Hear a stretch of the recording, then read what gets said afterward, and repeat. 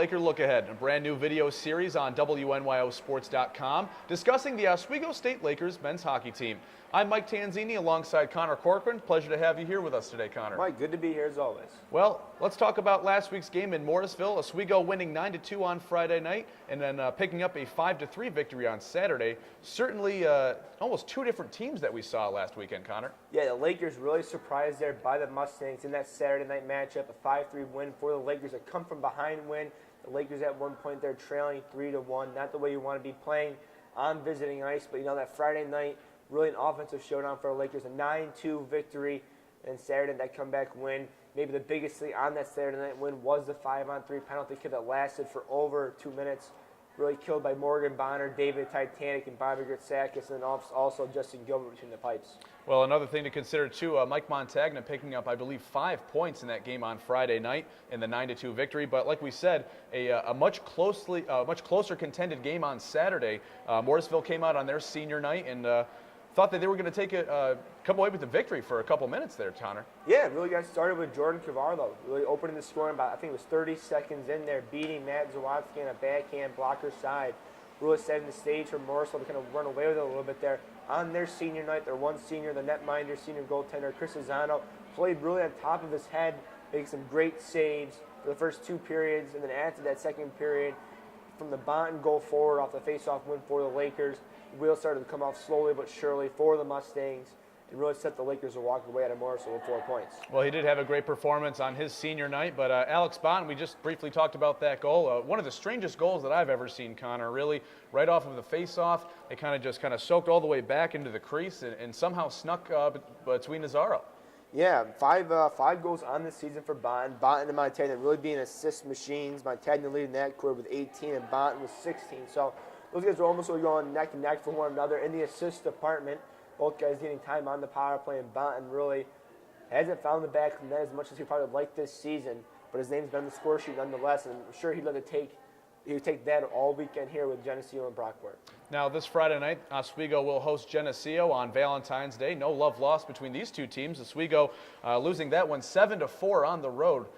What are they going to have to do differently this time around to beat Geneseo in this ever-important SUNYAC conference game? We know from talking to Coach Digby in Coach's Corner last time out back in late November there at Geneseo, really wasn't happy at all with the team performance. It wasn't the goaltending fault of Justin Gilbert, who got pulled after 2 periods. The defense played poorly in front of him. The offense didn't backcheck. They didn't take away some of the shooting lanes.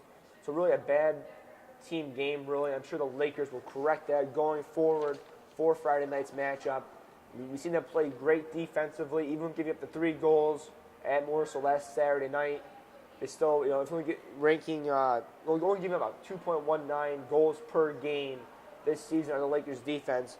I'm sure they'd like to keep that at around 2 or 3 here against Geneseo, because I'm sure 4 goals could win this matchup. Absolutely, and you can't count Geneseo out by any margin. 8-2-0 on the road. Certainly a team not afraid to go on the road and play.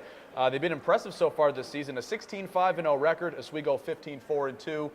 So really an even matchup, and I think it may come down to the special teams, something that's you mentioned before, the penalty kill at Morrisville. The power play has kind of turned itself around over the past few games. I think might be the special teams, and especially the goaltending as well, that's going to pay a big difference this week. Yeah, Geneseo, you go back to the last head-to-head matchup between the Lakers and the Knights. Geneseo was 1 for 2. The Lakers were 1 for 3. One thing to know with Geneseo, they're struggling a little bit here, coming in, only having 2 power play goals out of 27 chances over their last 5 games, good for around 11%. The Lakers, as we know all season, really in that top 5 category for special teams on the special teams power play.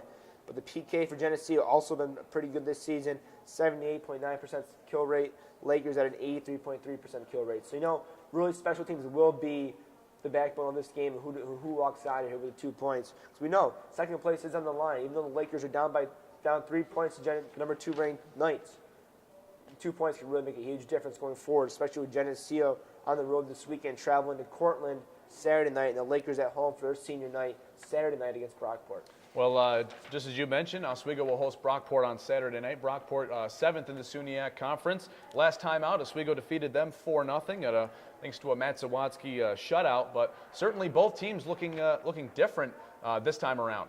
Yeah, I think the biggest thing with that Lakers 4-0 win was how the Lakers killed off that penalty that was assessed to Alex Bond. Bond getting that game misconduct around a minute into the game. Send the Lakers to the power play there for 5 minutes, and they were able to kill that. Really a big momentum shift, a big momentum build for the Lakers going forward, and allow them really to skate easily to a 60-minute win at Brockport and walk out of there with 2 points.